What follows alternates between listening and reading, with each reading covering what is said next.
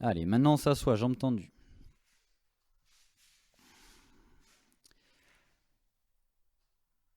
Alors, il y en aura parmi vous qui n'arriveront pas à avoir les jambes tendues et le dos plat. Pour cela, vous mettez un peu de flexion dans vos jambes. Tu nous montres, Sabine, s'il te plaît. Voilà. Alors, mettez juste assez. Vous pouvez démarrer comme Sabine, là, avec une légère flexion. Ensuite, vous vous mettez en extension du dos. Vous tenez bien votre dos. Vas-y, enlève tes bras juste pour qu'on voit bien ton dos. Mets les bras à limite à l'horizontale devant toi. Voilà, pour qu'on voit bien ton dos. Donc ceux qui sont raides, vous allez peut-être pas pouvoir tendre les jambes en gardant la position du dos qu'a Sabine à l'instant présent. Donc petit à petit, vous allez tendre les jambes jusqu'à ce que vous sentiez que votre dos s'arrondit. S'il s'arrondit, c'est que vous êtes allé trop loin. Et donc dans ces cas-là, vous plierez légèrement plus les jambes pour avoir encore un léger creux au niveau du dos. Je vous rappelle qu'on doit être en position neutre. Là, Sabine, tu pars légèrement en arrière. Essaye d'être un peu plus droite. Voilà. Et si tu n'y arrives pas, tu mets un peu plus de flexion dans tes jambes, tout simplement. Alors là, pour la position des jambes, on a un écartement des genoux et des pieds qui correspond à celle de votre bassin. Toujours pareil, les jambes bien alignées, bien parallèles. Donc dans cette position-là, on va encore travailler les bras. Donc vous allez d'abord allonger votre colonne. Pour ceux qui sont raides, vous devez déjà sentir que de toute façon, on est également dans l'étirement des ischios, chose qu'on fait déjà au début des séances d'habitude. Et donc vous allez mettre vos bras parallèles au sol, donc bien tendus devant vous. Et donc pour démarrer, on va mettre les épaules bien basses et on va faire simplement anté-rétropulsion d'épaule. Alors, donc Sabine a déjà commencé, sauf que j'aimerais que tu y ailles plus lentement. On va essayer de ne pas faire d'à-coup, de faire quelque chose d'harmonieux et de doux. Et faites très attention, parce que sinon vous risquez de faire comme Sabine le fait sans s'en rendre compte, c'est qu'elle est partie en arrière. Voilà, encore, encore, encore, encore, encore, encore, encore, encore. Voilà, très bien. Essayez d'avoir le corps à l'équerre. Encore une fois, si vous avez les jambes fléchies, c'est pas grave. Mais j'aimerais quand même que dans l'exercice, vous ayez les ischios qui tirent. Alors Sabine, si tu te penches en arrière, est-ce que c'est parce que tu as les jambes qui tirent? Non. Alors, si tu as les jambes qui ne tirent pas, dans ces cas-là, tous ceux qui n'ont pas les jambes qui tirent, dans la position jambes tendues, vous amenez la pointe de pied vers vous. Dans cette position-là, voilà. Comme ça, on travaille les épaules et en plus, on étire ses ischios. Allez, reviens à l'exercice, on y va. Donc, comme tout à l'heure, vous faites glisser vos omoplates pour les resserrer derrière et ensuite vous les refaites glisser pour les propulser vers l'avant. Et vous faites partir le mouvement uniquement des omoplates. Et c'est pour ça que vous verrez bien que vos bras, eux, sont immobiles. Le mouvement se passe uniquement au niveau des omoplates. Vous avez les épaules qui partent en avant, les épaules qui partent en arrière. Mais par contre, vous les gardez bien basses, le plus loin possible des oreilles. Ce n'est qu'un mouvement d'arrière en avant. Et on active son centre. Et on vérifie qu'on est bien à l'équerre. Sabine, repenche-toi un peu en avant. Voilà, très bien. Tu sais que tu as une tendance à partir en arrière. Donc il faut en fait surcorriger et te dire, allez, il faut toujours que je me mette un peu vers l'avant. D'accord? Surtout quand tu amènes tes épaules en arrière. C'est là qu'on voit que tu as le corps qui part en avant. En arrière, pardon. Voilà, c'est bien. Tu vois là, tu as l'impression d'aller trop vers l'avant peut-être. Et pourtant, maintenant, tu le tiens mieux.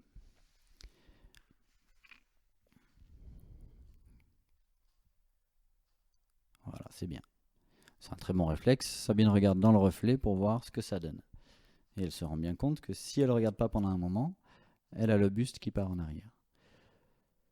Bon, on ne va pas y passer la journée. Donc dans cette position-là, maintenant on va se mettre les bras en croix, comme tout à l'heure à plat ventre. Non, les bras en croix, comme Jésus. Voilà, ça y est. Alors les bras, les épaules en bas. Voilà. Et donc on n'est pas obligé de tendre à fond les coudes. Au contraire, il vaut mieux une légère flexion. On va juste les déverrouiller. Donc dans cette position, bras en extension, qu'est-ce qu'on va faire? On va faire une couronne de danseuse. Donc vous amenez les bras vers le haut. Et ensuite, vous ramenez les bras en croix. Dans cette position-là. Voilà. Alors, pour bien voir le mouvement, peut-être que Sabine, tu peux te décaler d'un quart de tour pour nous montrer ça. Voilà. Donc, on démarre bras en croix. Alors, légèrement déverrouillé, hein, on n'est pas dans la flexion là. Voilà. Une couronne de danseuse. Pourquoi je parle de ça? Parce qu'on n'est pas censé avoir les épaules qui se rapprochent des oreilles. Et vous revenez bras en croix. Par contre, bras en croix, c'est bras en croix. Vas-y, un peu trop de flexion. Voilà. Et on garde le dos droit, on ne part pas en arrière, on garde son centre activé, ça doit tirer dans les ischios. Ça travaille là. Et on pousse la tête vers le haut. Rappelez-vous, vous devez garder la colonne longue. Vous ne devez pas avoir le bas du dos enroulé.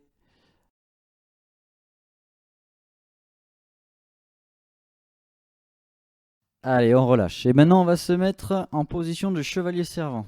Parce que ça, c'est le genre d'exercice typiquement qui fait mal dans le pli de laine. Donc, on va d'abord étirer.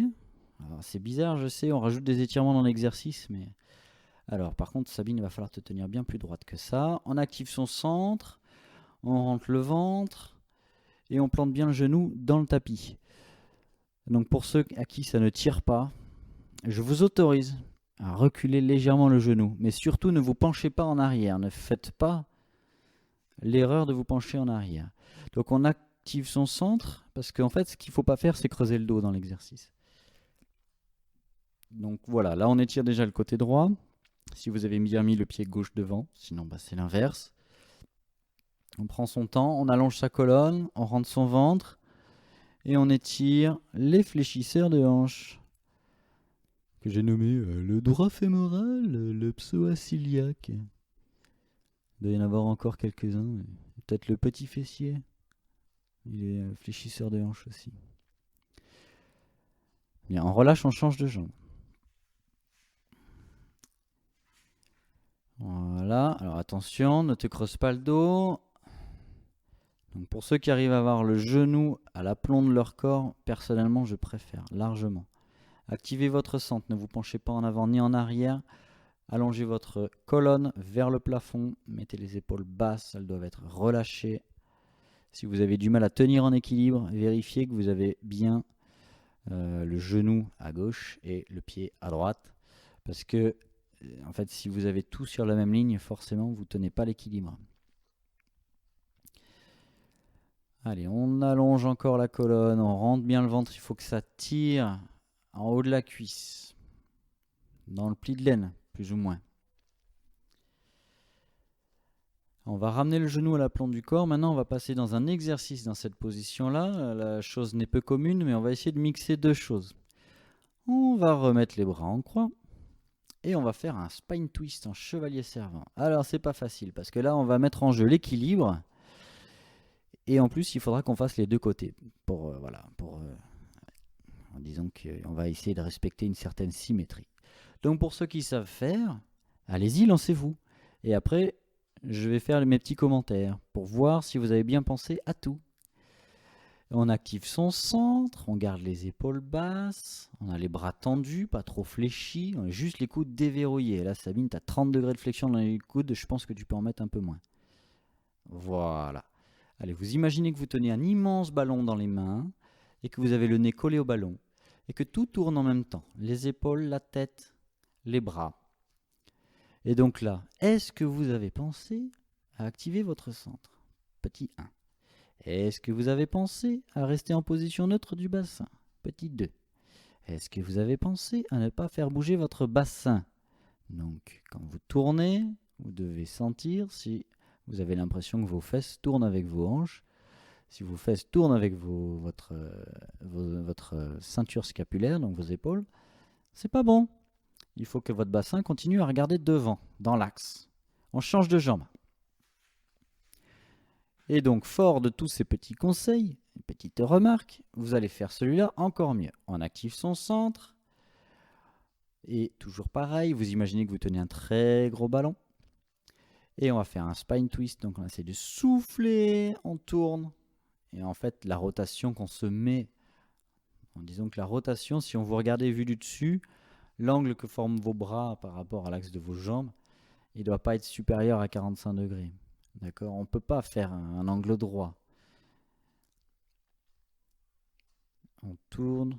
Vous avez les bras suffisamment écartés pour voir encore vos mains. Si vous ne voyez plus vos mains, c'est que vous avez trop écarté les bras. Voilà. Et essayez de garder toujours le même écartement entre vos deux mains. Les bras sont toniques. On tourne dans un sens, puis on tourne dans l'autre. On active son centre. Voilà, c'est bien. Et on relâche. Bon, on va pouvoir aller sur le dos maintenant. Tu m'autorises? Bien. Alors, on va faire. Maintenant, on va mettre juste les pieds légèrement. Alors, on va se mettre en chaise inversée pour démarrer. On active son centre. Voilà. Et on va mettre alors les cuisses un peu plus à la verticale, s'il te plaît. Et voilà. Les jambes à l'horizontale, c'est parfait. Un bel angle droit, c'est magnifique. Donc là, dans cette position-là, on va déjà essayer d'être à l'aise. Donc on active son centre, on tient la position, on pousse sa tête vers le haut du tapis, on éloigne les épaules des oreilles. Voilà. Vous êtes dans la position, c'est parfait. Et donc là maintenant, vous imaginez que vos pieds touchent le plafond, d'accord, là où ils sont. Donc vous êtes en fait dans une chambre mansardée et vous ne pouvez pas mettre vos pieds plus haut que ça. Donc ce que vous allez faire, c'est faire glisser votre pied le long du plafond, alors dans l'autre sens. Voilà. Donc et jusqu'à la tension complète de la jambe. Voilà, c'est parti. Et on replie. Et on fait l'autre jambe maintenant. Donc l'idée, c'est de faire une extension de jambe en faisant en quelque sorte descendre uniquement le genou. Les deux pieds, eux, restent à la même altitude. Donc vous faites glisser votre pied vers l'avant, enfin vers le pied du tapis, tout en tendant la jambe. Il faut aller jusqu'à l'extension complète de la jambe. Et donc vous arrivez en gros à un angle de 45 degrés avec le tapis, quand la jambe est tendue. On active son centre, je tends une jambe, je replie. Allez encore. Je tends une jambe et je replie. Je tends une jambe et je replie. Attention aux crampes dans cette position-là. Vous n'êtes pas obligé d'être pied-pointe. J'ai peur pour les orteils de ma femme, c'est pour ça que je vous dis ça. Voilà, je tends une jambe et je replie. Et on relâche. Et maintenant on va faire celui qu'on a fait la dernière fois. T'as besoin d'une pause? On relâche. Bon, on se remet en chaise inversée. Ah ouais, elle commence à m'énerver celle-là. Donc alors, ce qu'on va mettre, c'est on va aller toucher le bout du pied au sol. Je ne sais pas si vous vous rappelez. On garde la flexion de 90 dans les genoux. Non, pas comme ça. Donc maintenant on va faire, c'est un autre exercice. Et on va faire une jambe après l'autre. Je ne sais pas si tu te souviens. On garde les 90 degrés. Donc tes deux jambes sont deux équerres. Et donc tu descends une jambe pour aller toucher le bout du pied et hop, tu remontes. Voilà, il n'a pas touché. On y va, on descend jusqu'à ce que le bout du pied touche. Tu as le droit de te mettre pied-pointe. Tac, tu touches et tu remontes. Voilà, super. On active bien son centre. Vous gardez les 90 degrés de flexion dans les genoux. On ne doit pas plus plier le genou pour arriver plus vite. D'accord? Donc c'est pour ça que vous partez légèrement vers le haut. Ce sont deux exercices qui se ressemblent énormément. Allez, on y va, encore. Donc vous activez bien votre centre, vous gardez la colonne longue, les épaules basses. Et donc on enchaîne, un pied va toucher, il remonte. Un pied va toucher, il remonte. Allez, encore. Je touche, je remonte. Je touche, je remonte. Allez, encore. Je touche et je remonte. Voilà, c'est très bien. On relâche et on repose cette fois-ci. Voilà. Bon, je tâcherai d'être plus explicite. N'empêche que si Sabine ne fait pas ce que je lui demande, c'est que quelque part, je l'ai mal expliqué. Donc vous, chez vous, j'imagine que vous ne l'avez pas fait non plus. Alors avance un petit peu tes pieds, s'il te plaît, on va faire le pont. Donc les pieds à la largeur du bassin, les genoux aussi. Resserre un petit peu tes pieds, s'il te plaît. Voilà. Et donc on va faire le pont complet avec les bras. Donc on enroule d'abord le bassin, on active son centre, on pose les lombaires au tapis, on soulève le bassin, puis les vertèbres les unes après les autres. C'est parti. Voilà. Une fois que vous avez plus que les omoplates en contact avec le sol, vous levez les bras juste au-dessus de la tête. Voilà. Et ensuite, on va descendre la colonne vertébrale avant les bras. Donc on essaye d'abord de reposer. Attention, tu as les genoux qui s'écartent. On va essayer de reposer la colonne vertèbre par vertèbre, les lombaires avant les fesses. Non, finis de poser la colonne avant de ramener les bras. On ramène les bras. Lorsqu'ils sont à la verticale, vous levez la tête jusqu'à ce que vous ayez les bras parallèles au sol. Allez, on tire un peu plus là. Et on redescend. Et on pose la tête maintenant le plus loin possible. Allez, petit rappel, vous poussez les genoux vers le pied du tapis, vous savez pourquoi.